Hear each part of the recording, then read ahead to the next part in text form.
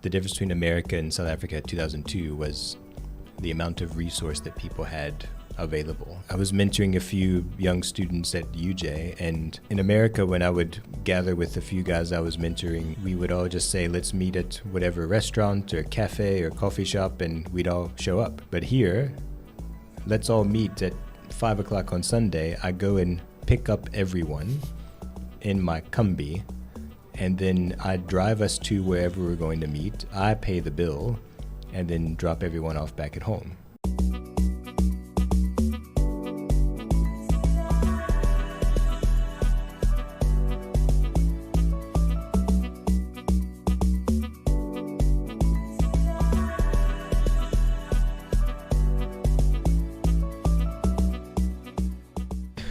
Brandon, how would you rate your overall well-being on a scale of 1 to 10? And why? Yeah. So general life well-being, take a gauge right now at this moment. Correct. Yeah. Between a 7 and an 8. And why?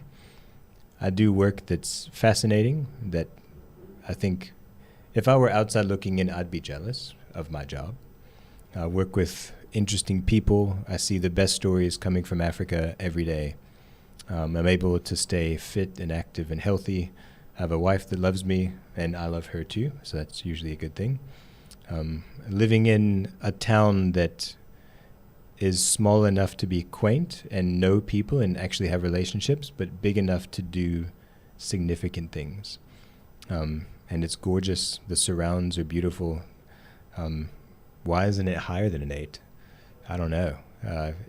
You can't say 9 or 10 because there has to be something wrong somewhere. But I'm battling to grasp what might be taking the score down from 10. I hear you. Thank you for that answer. So you did mention that you're in a small-ish town, but you weren't always here. Tell me about growing up in America and what lessons did you learn from a culture point of view that really stuck with you till today? Yeah. Look, there's a lot of bad things about America, and those are very obvious. And even some of the good things that people pick up, it's a bit more nuanced than that. Like, we have World Series, we have world champions and all those things, and we're the only ones that play those sports, so we get that. But I think it creates this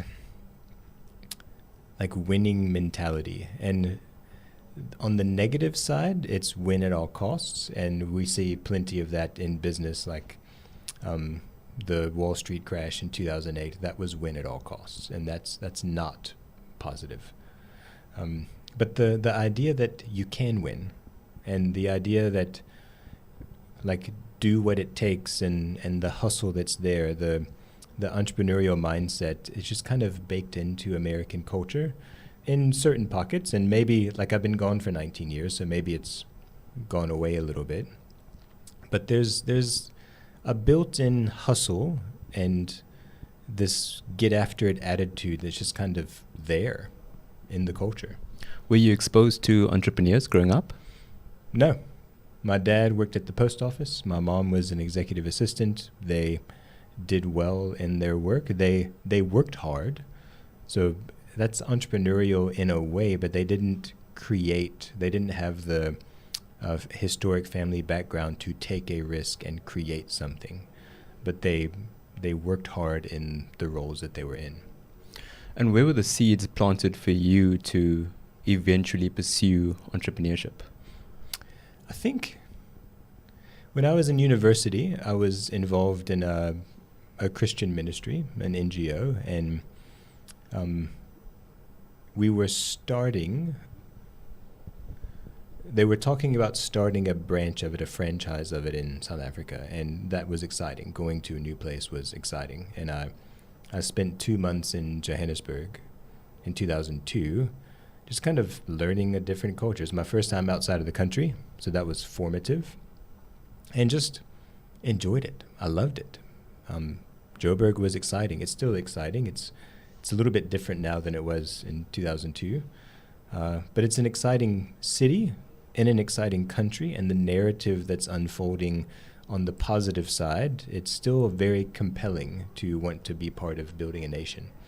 And when that organization was launching, they were going to send a team to Johannesburg. I put my hand up, and when I graduated university, I spent a year raising donations to be able to come and be part of that team. I think that's the first time I was ever part of starting something like that, and it was fun. What drew you to eventually start Campus Outreach South Africa, or be part of the founding team? Yeah. I knew a lot of the team members that were doing it, and the guy leading the team was a very inspirational guy. And I just liked the vision of, let's get here, let's serve this country that's coming out of, then we were only 8 years free. So there were still lots of issues and tensions and scars and societal emotional things that we were going through. And here we are 29 years into democracy, and it's a very different country now. But it was interesting then to that narrative we were chasing. Let's come and serve and see how we can be part of rebuilding a narrative of a country and be part of the healing process. And it was, I think it was just that coming the narrative of the country that was exciting to be a part of. Thank you for that. It's a two-part question. The one is, how different was the culture in South Africa compared to America? And the second part of the question is, almost 20 years ago, how different is the culture now within South Africa?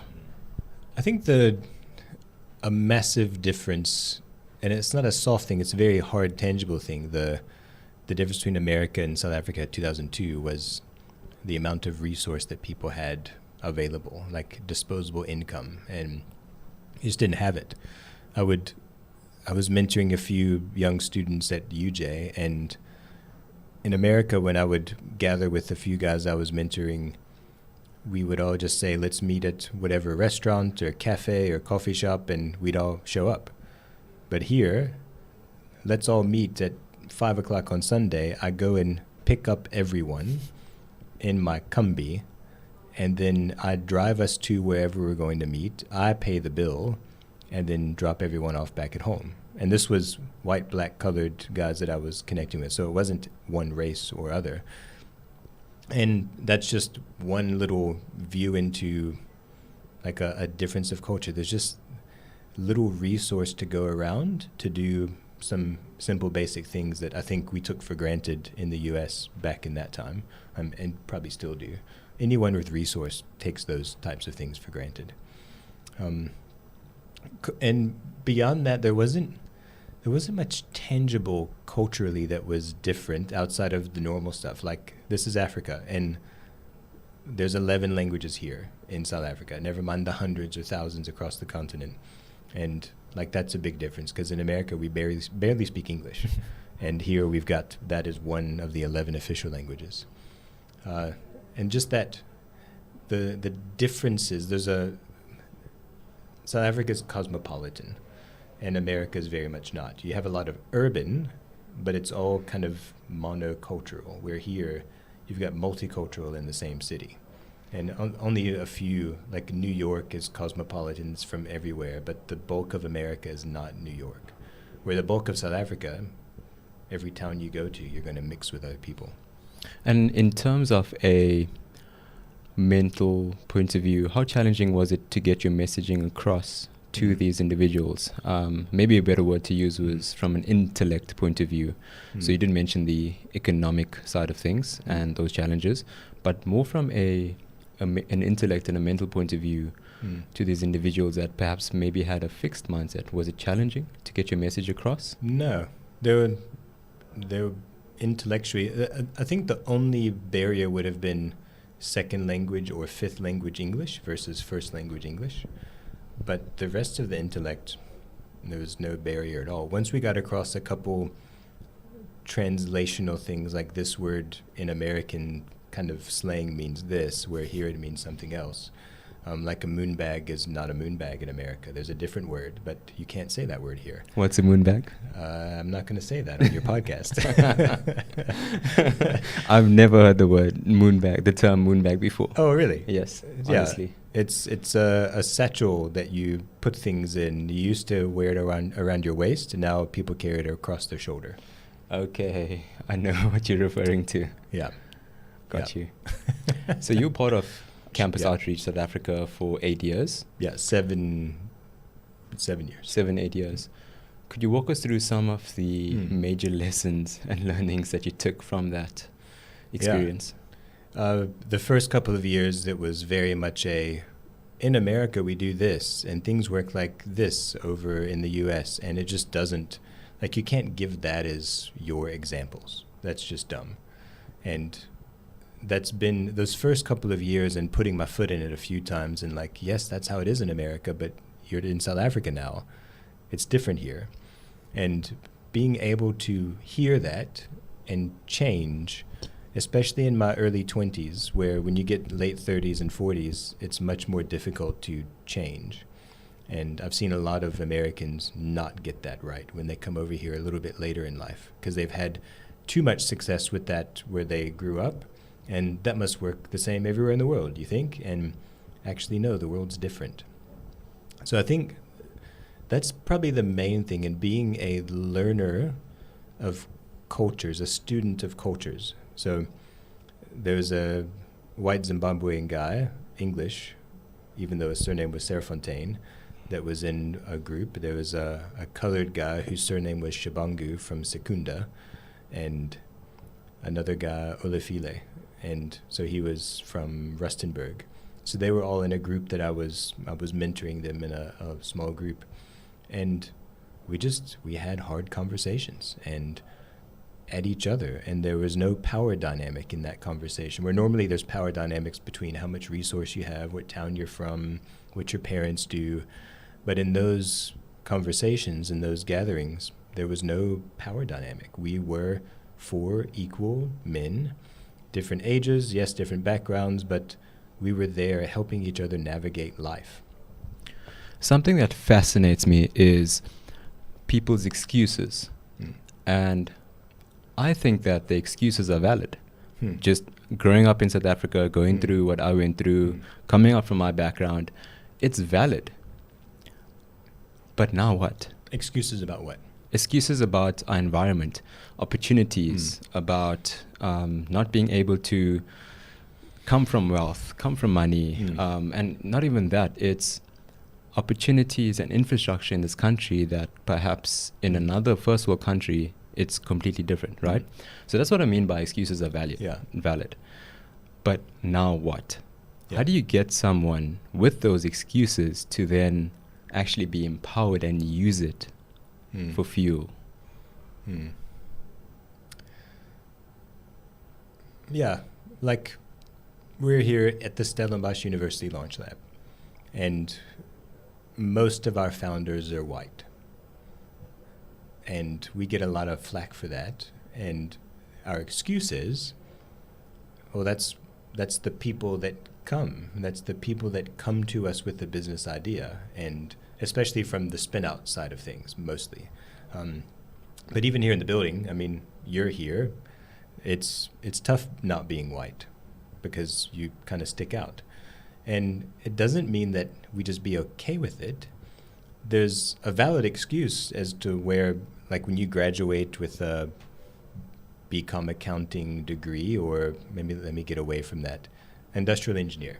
You graduate with that degree, and you're going to get snatched up 60, 70 grand a month as a graduate. In some places, you're going to, with an honors, you're probably going to earn at least 40. That's pretty damn good. And try to convince that black African guy or girl to go and start a business instead of earn that money, because they need to put their siblings through varsity, and they need to build a room onto their parents' house so that when they go back and visit their family in Bethlehem in the Free State, they have somewhere to sleep because the house is full now. They moved out and they filled it with someone else.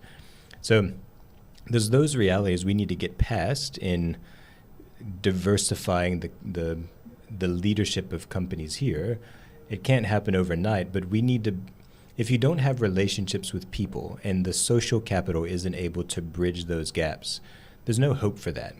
So you and I having a conversation is one step towards bridging that gap. And the more people we know that don't look like you and talk like you, the more bridges that we're crossing. Definitely, I hear you. That's why I'm so passionate about conversations like this and meeting people like you, is not just talking, but we're actually doing and taking what we learn and implementing and executing to actually give us a life that we want to, so we can impact and serve. Absolutely. Why did you leave campus outreach? The simple thing is I turned 30 and hanging out with 18-year-olds was not as interesting anymore. And I knew I wanted to stay in South Africa, and then I wanted to stay in Joburg, and that was 2010, 2011. I loved Joburg. Like the same way I drank the Kool-Aid about Stellenbosch, I drank the Kool-Aid of Joburg. It's an exciting city. And back then it was the headquarters of most African branches of global corporates. The highest concentration of sports stadiums and of that world-class Ellis Park, and Soccer City was being built. And well, it was built by then. Loftus just up the street. And Pretoria being a smaller city / northern suburb of Joburg, the Gauteng kind of vibe was very exciting. And I wanted to work. I wanted to be part of the economy that we were building. And in my work with Campus Outreach, I helped graduates bridge the gap between their experience at varsity and then what they needed to do to be able to operate in the work environment. Not just skills, but there's a mindset, there's an EQ that you had to get to.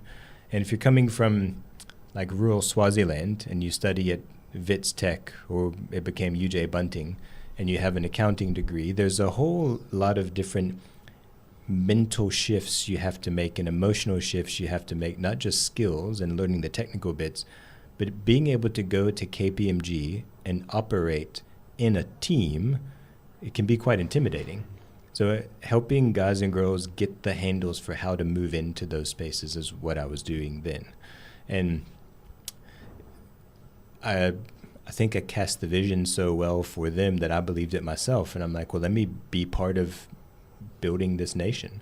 And we have a lot of work to do still, and it needs millions of us to do it. But I wanted to be part of that. I wanted to be one of the millions that was contributing to that. And you saw this happening through AppLogix? Yeah.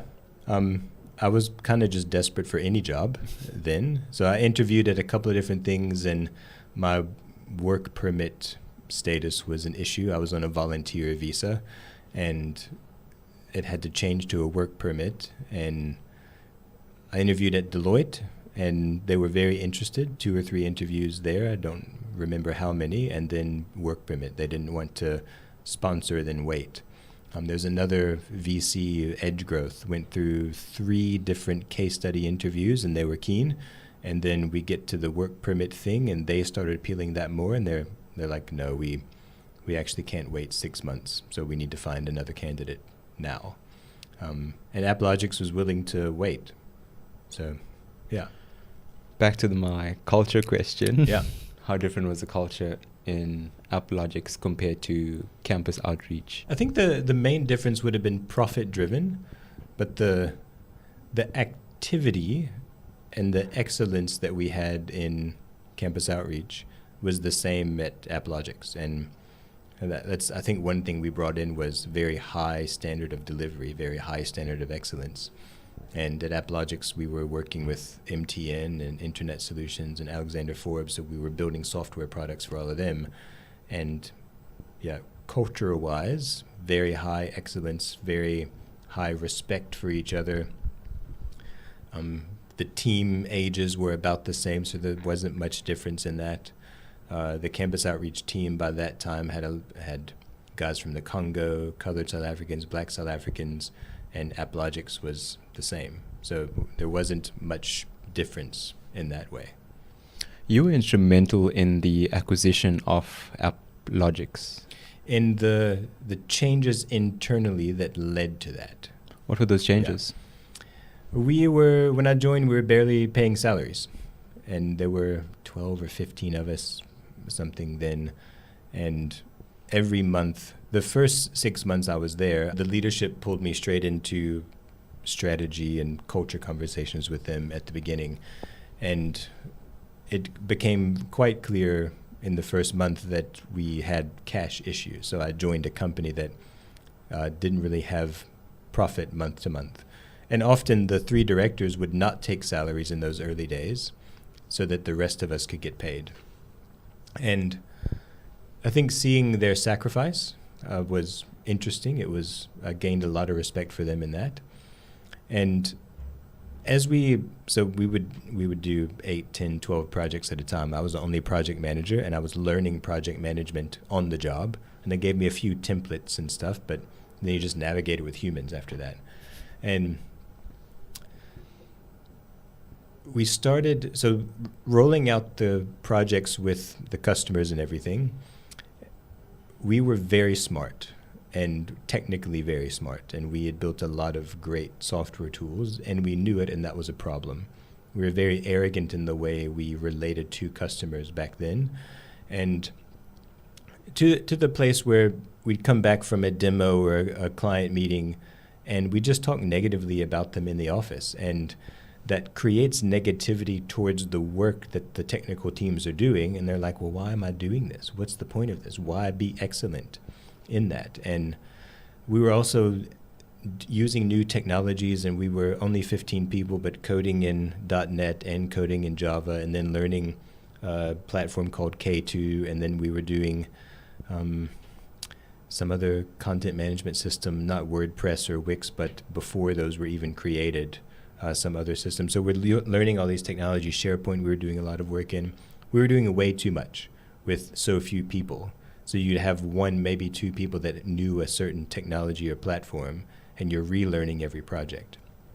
So what we did was say we're only going to do 2 types of projects, and we're going to stop talking about our customers the way we are. So we streamlined, we did less but did more of less, and started selling more of that and getting our marketing message more aligned to just a few specific types of projects. And we set up a list of values of how we operate inside the office, how we talk when our customers aren't in the room.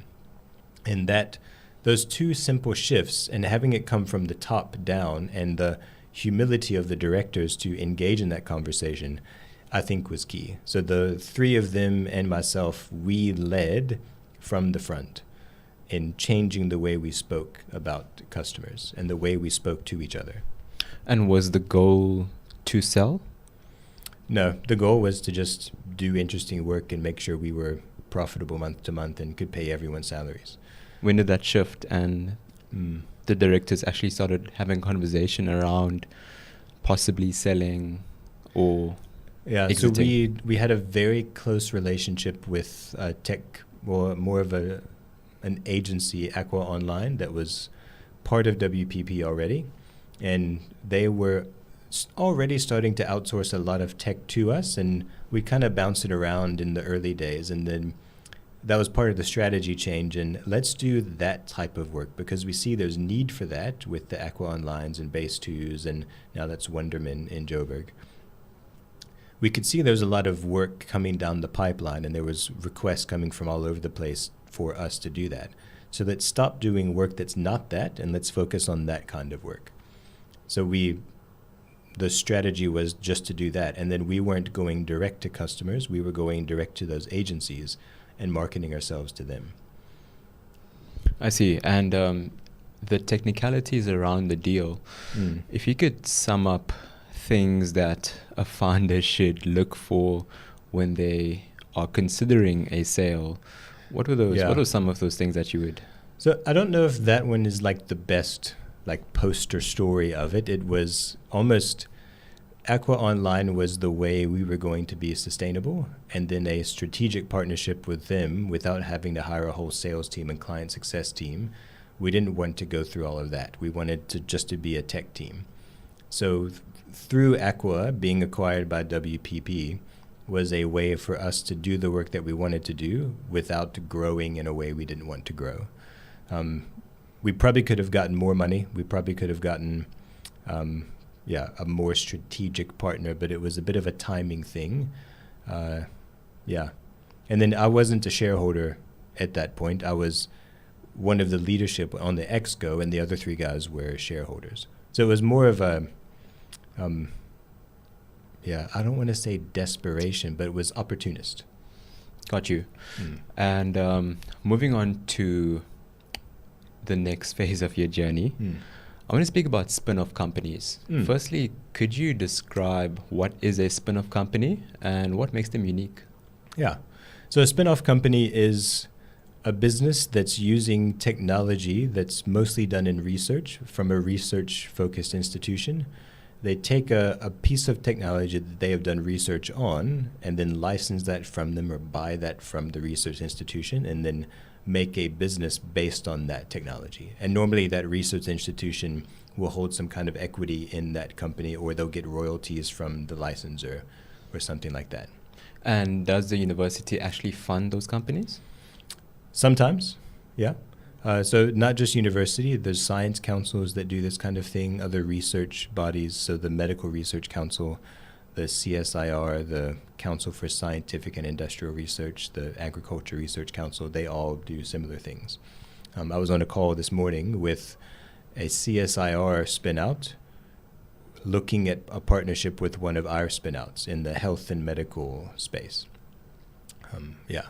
So we do have our own fund in Stellenbosch University. There's not like 500 million sitting in a pot somewhere waiting for an excuse. It's in the rest of the endowment fund and various pockets. So it's not sitting there waiting. We have to pull it from different places when we do invest. And if you do invest, what sort of percentage would the university take? Well, we do own the IP according to the IPR Act, the Intellectual Property Rights Act.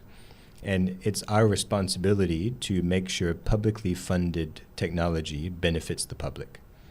So then that law, and it's executed by NIPMO, the National Intellectual Property Management Organization, there's certain policies and parameters that they dictate to us of equity shares and royalty percentages that we have to stay within. And you currently work at LaunchLab. Mm-hmm. Could you describe LaunchLab's role in these spin-offs? So we're part of the Innovation and Commercialization Division of the university. Within that is the Technology Transfer Office, and they go and farm these technologies, and you have to get a disclosure to that office so that you can identify this is something unique and novel. We should probably look more into it and see if we should protect it in the form of a patent, or it's a unique know-how that we can't patent, but let's at least protect the copyright or the trade secrets or know-how or something of that. If we need to create a trademark to start to commercialize that, we do that too. So that's the one side, and that's more the IP side. And they'll do all the legal work to set up a shareholders agreement and MOI, work with those inventors to help them understand all of those things. The memorandum of incorporation is the MOI. What's the governing document of the company? How do the shareholders relate to each other? We coach them through that. And then set up a bank account, set up a company, get a directors meeting kicked off, and then that's what the Tech Transfer Office does. On the LaunchLab side, we are involved in that phase more to understand the different dynamics as they become a company, and we help them with the access to market and access to funding side.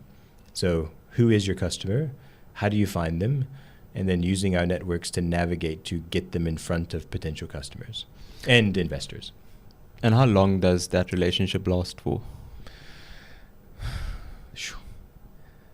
Minimum a year. But the call this morning with the one Spinout and that potential partnerships, they were founded in 2011. So we're not incubating them per se, but they're still trying to figure out what the product market fit is. And what makes LaunchLab one of the best university-led incubators in Africa? Yeah. So from 2016, we were doing a lot of corporate innovation programs, so open innovation. They're trying to find innovation in their industry that they don't have to start from scratch. And they used us to do that. And it was getting that exposure and those market access opportunities. So we did 13 open innovation programs for various large organizations, listed companies, international companies, and whatever. And it was association to those brands was a good starting point. It's like you work with Santam, you work with Mercedes-Benz, you work with MultiChoice and Nedbank, and like those are big names. And multiple years in a row, we'd work with them, and it's like, okay, there must be something interesting there. And then out of those programs, you'd get pilots for startups that come out of that. So a paid, Mercedes paid 3 different companies $300K to run a pilot. Get ready to embark on an innovation journey because this episode is proudly sponsored by LaunchLab, the undisputed champion of incubation among Africa's universities. What makes LaunchLab the epitome of incubation excellence? Unrivaled incubation programs, affordable co-working spaces, and community and networking events to showcase your business. Connect with a passionate and experienced team at LaunchLab to illuminate your path to success. Join the LaunchLab family, where innovation knows no boundaries. So being able to help a few startup companies land a pilot project with a company of that status, like a Mercedes-Benz, an Attack, and Nedbank, I think puts you on the map that, okay, if we go and partner with LaunchLab, if I'm a startup and I'm part of a LaunchLab thing, then I'm going to get a client, and then I might get investment. And at the same time, on the corporate side, oh, if I want to go and find innovation at a reasonable cost, I don't have to create it all from scratch. I can go work through LaunchLab. You can pay Deloitte 100 times what you'd pay us to do the same thing. And I think that put us on the map with those types of companies that said, oh, these guys, they know how to find interesting things and work with interesting things and help them get to the point where they can work with us. That's this massive global company. And that was, again, more mindset and like a lot of soft coaching the humans to be able to leverage the opportunities when they did come. And how are those partnerships actually networked? How were they actually brought through? How did LaunchLab get those corporate partnerships? Yeah. So Nedbank, an alumni of Stellenbosch University, came to the LaunchLab launch that was in Admin A in 2013, 1st of August 2013, and saw it was an initiative just for student entrepreneurs. And the Nedbank executive at the time said, this is interesting. What else do you need? And then cast a vision about this building that was coming available. And they basically agreed then and there to help fund whatever this was going to be. So that helped us unlock. They brought in about 9 million. We got another 10 from the DTI to be able to do what we're doing with this building, and the university put in $1 million. And is the LaunchLab open to working with private companies as opposed to just spin-offs? Yeah, so 16, 17, and 18, we did a lot of these corporate partnerships. They kind of teetered off around that same time. And in that same time, Barclays Rise with Techstars, it kind of came and went. Startup Bootcamp was also a thing in this 16 to 18 or 17 to 19, similar kinds of years. But somewhere in there, the corporate partnership, corporate venturing, corporate innovation, that stuff just kind of fell off before COVID. It took a significant dip. I'm not really sure why, but the money available for those kinds of things then just kind of fell off. And in that too, we found ourselves more serving the corporate needs than the startups' needs. And we exist for the startups' needs. So we would do all of these things to run those programs, and they would be successful for a short time. But then the long-term success of the companies that came through the previous programs, we had to keep getting new companies in, new businesses in, and we couldn't really double down on the ones that we already had. So that kind of, it started, I don't know, just a funny feel where you want to see this company that you've been working with for 2 years succeed, but now you have to go find a new batch, but I'm not done with these current teams yet. And that created a bit of a rub for us and the companies. So you worked with over 200 founders, would you say? Yeah. In and in your experience, what are some traits of these founders and execs of these companies that really make them successful or have the potential to be successful? Yeah. So a lot of those founders and teams came from these corporate challenges. So for Santam, we do 30 at a time. And we coached them through, we had a few different incubation programs, and those are always evolving. But there was a short one and a long one, and there was like a idea validation portion. So we'd have 30 go through that, and usually they didn't make it out of that because they weren't really interested to drive it forward. So once they saw how hard it actually is to start something, a lot of people fell off. So you normally go from 30 to 5 or 10 in those corporate programs. So that's what those numbers, the 200, it sounds like a lot. Most of them fell off after a 6 to 8 week program on once you started seeing the work you have to do, they fell off. And what was the difference between those that fell off compared to those that continued? A real passion for the opportunity and the problem that they're solving. So it's one thing if you have an idea and you toss it out there and like, hey, go and have this idea. And let's see if someone takes it. Maybe someone will build it for me and I can take some credit for it, maybe have some shares. It doesn't work like that. You have to get your hands dirty and build stuff. And it was the teams that wanted to actually build something that were successful. And they used it as an opportunity. They didn't put all their hopes on this thing. They used an engagement with multi-choice as just a step in their path to success instead of having that be the path to success. Multi-choice will make me is the way some of them viewed it. And others would say, no, if multi-choice doesn't want it, that's fine. I'll go to Attack or Santam or another LaunchLab partner or stuff that I'll use the program and I'll go work with Startup Bootcamp or I'll go work with Barclays Rise. Or one of them came through our Attack program, Spatial Edge. They went through Barclays Rise. And so you can do both.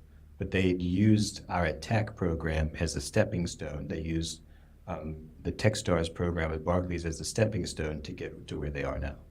Going back to these passionate entrepreneurs and founders, how important is it to know why you're doing things, especially in business and entrepreneurship? You have to be trying to serve the audience that you're focusing on.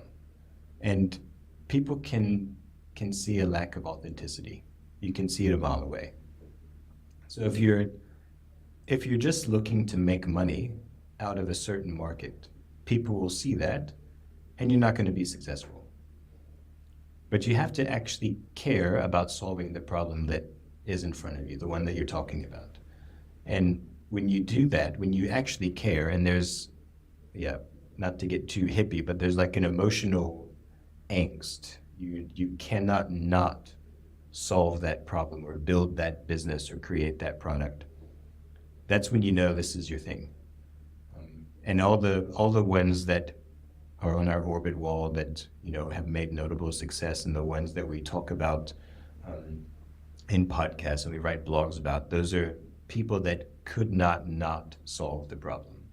And even if they didn't make it, they didn't get the prize money from Attack or Santam or whoever, they'd carry on building the thing anyway. Like my passion is to help the world see that world-class innovation comes from Africa, that we're not a recipient and a consumer of world-class innovation, we're a creator and an exporter of it.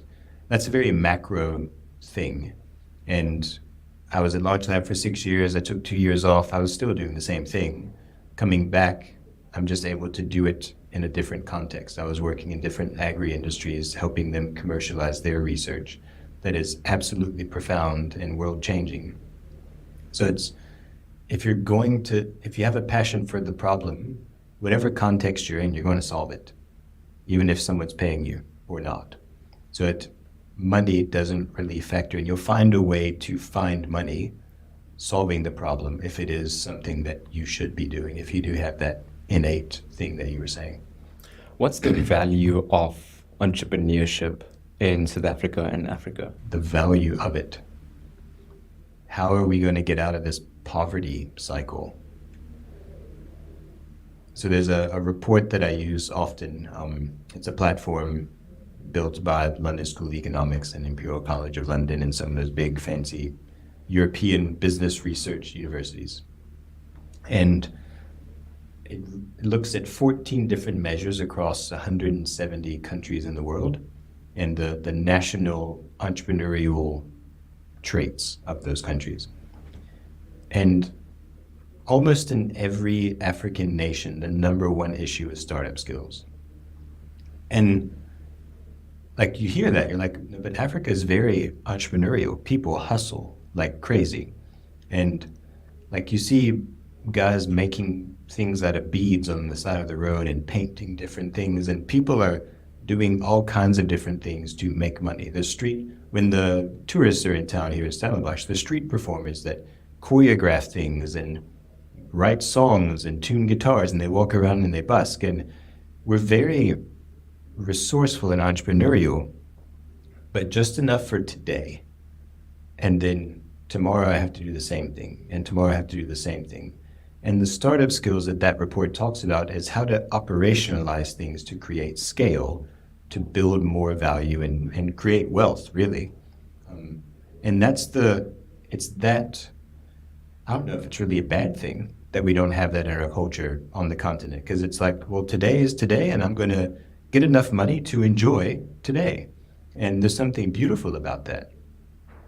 But we do live in a global economy where we need to think of poverty as a thing, and we need to address that. And addressing the startup skills, how to operationalize and scale value, is where we're falling short. So we have to tick that box. And how do we shift these beliefs in these individuals from not just living today, but to shift to that growth mindset and a mindset of empowerment? What does it take to make that shift? I think I'm learning that more than I'm able to impart that. Because there's something beautiful about not caring about hoarding wealth. And Africa is not a hoarding culture. That was brought in. And like the American way of doing startups is to have one person get really wealthy, or a few people get really wealthy, and everyone else is building their CV to move on to the next thing and make a lot of money very quickly. And I think learning the generous, the communal way of doing things here has been really insightful for me. We need to figure out how to operationalize, and that's something that you can bring in from other places, but there's a value in the culture that isn't really self-serving on the continent. And with all the corruption that we have sitting around, it's like, well, how do you say that? We're a society that's self-serving. No, we're actually not. There's very few people, they happen to be in positions of power, that are doing those corrupt things. But really, the broader society is very self-sacrificing. We'll help each other. The amount of lifts you see random people giving people driving by on the road, like we're a helpful country. In America, you don't see that. Like, you're going to find your own ride. Here, there's a truck or a bucky, and you just stop and pull over, and 10 people pile in, and off we go. Yeah, what I'm hearing from you is really, here is a sense of community. And not just community in your physical neighborhood, but community in a business context, community in a social context. What's the importance of community for entrepreneurs specifically and founders of companies? Yeah. Well, that's the main thing we try to create. Our programs aren't profound here. You can find anything on YouTube that is as good or better than whatever program we use, and we use tools that are freely available online, and you can take all the content and do it yourself. The value we add is community and a network to apply that content in. Without community, it's useless. but we curate that community to make sure that we're letting in people that share our values. So we're here to build a country, we're here to build an economy, we're here to show the world that Africa creates world-class technology. And we make sure that we bring in corporate partners, different mentors for companies, different possible investors that have that same kind of mentality. We won't work with companies that are just trying to extract and exploit. So there was a corporate partnership probably back in 2018 that we were talking to and we were ready to sign one of these open innovation agreements with. And there was they were very connected with some corrupt individuals in government, and we pulled the plug on that because we're like, we can't, it's reputationally a massive risk for us in the university, and it's not going to bring value to these companies. So why would we do that? We know what their end will be if they get in front of our companies, will be to extract value out of them, not to add value to them. So rather keep that 2 million and we'll find another way. On an individual level, for students, for individuals finishing high school, who maybe don't feel that they're employable and don't really want to work for an organization, a company, a startup, but they don't have the experience of the professional environment. What advice would you give to that individual? Do something and use social capital. I think that's like we've just mentioned networks and things. So the LaunchLab curates social capital. Financial capital also comes, but the social capital is often more important because you can achieve the same end with money, or the money helps you do certain things and achieve things. Maybe there's doors or other resources that you'd buy with the money anyway. And I think social capital is the biggest barrier to opportunity in this country anyway, because there's influence is very tightly held in a few, and like you need to put yourself out there and leverage what you have. So there's a kid in my neighborhood. He is quite entrepreneurial. He's a hustler. I have 2 avo trees that produce a lot of avos. So he asked if he could come and pick avos and sell them. And we have an arrangement where whatever he picks, I keep 40% as my supplier fee. He takes the other 60% and then sells them. And I don't care what he does with the money, but I keep 40%. I can give them to some friends of ours and we eat them ourselves. Often we have more than we can actually eat. And he can only pick X amount per week so that he has to keep a supply. So he can't take all of his supply now. He needs to plan for the future. So we have an arrangement. And if he didn't ask me, could he sell avos? Like, find opportunities around. And if you don't ask, you'll never know. The worst someone can say is no. And that's really not so bad. So and he's 13 years old. Use the connections you have around you and ask questions, see what's happening there. Yeah. Did you know that a third of the world is still not connected to the internet? No, I did not. So my question is, with things happening so fast in first world countries, yet we still have fundamental and foundation problems happening in South Africa and Africa, will the gap get too large for these individuals, like this kid who essentially has to hustle? But what happens if he gets to a point where there's just no access, there's just no opportunity? Would the divide be too large? Yeah, you do need larger scale things that create resource at the top to where that can funnel down, right? So there's no tech involved in what we're doing. He comes with the plastic bag, he fills the bag and walks around and sells the ammo. So there's no tech involved there. But we are behind in some infrastructure. Infrastructure is getting cheaper and cheaper. So in that same metric that I was talking about, that same report, number 1 is startup skills, number 2 is risk capital, number 3 is technology absorption. So that is a massive issue that we have. But we're also, whenever we apply a new technology, we tend to leapfrog the rest of the world. So in fintech, in this is probably 5 or 6 years ago, we were all like, EFTs have been a thing here for a very long time. An EFT in America, I banked with Wells Fargo. My brother was banking at Bank of America. For me to EFT him, I'd fill out a form on my Wells Fargo account. It would print a check and post it to the head office of Bank of America and then deposit it. So it'd take 3 or 4 days for me to wire my brother money.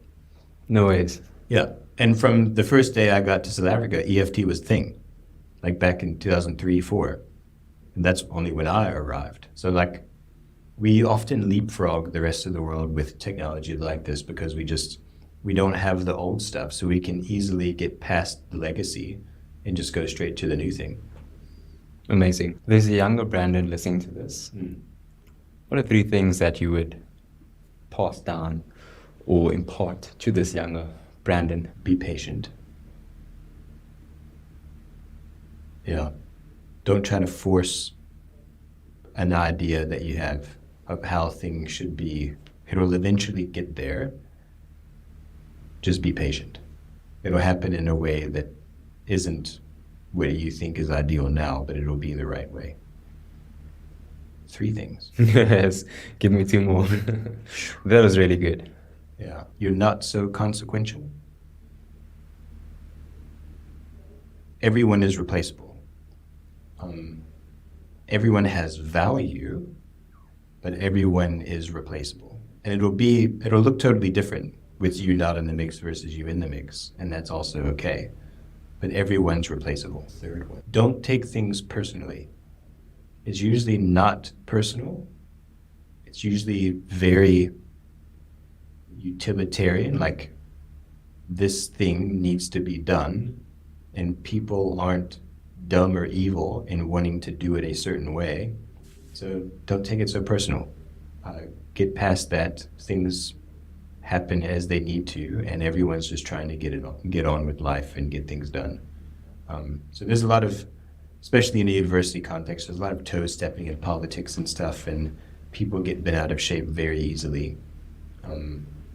Don't be that person that also gets bent out of shape. It's usually not personal.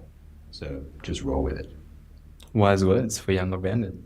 Yeah. Brandon, thank you. I just want to acknowledge you and say thank you for all your work that you're doing, that you traveled very far from America all those years ago, and you actually are making an impact in Africa, and specifically South Africa, not just to your community, but to other individuals, to startups, to businesses who are then influencing lots of people. So thank you for your continuous work here on this continent, and I wish you all the best in your future endeavors, and thank you for giving me your time today. Pleasure. Thanks, Naison. Thanks for the platform. Cool. Awesome. Thank you.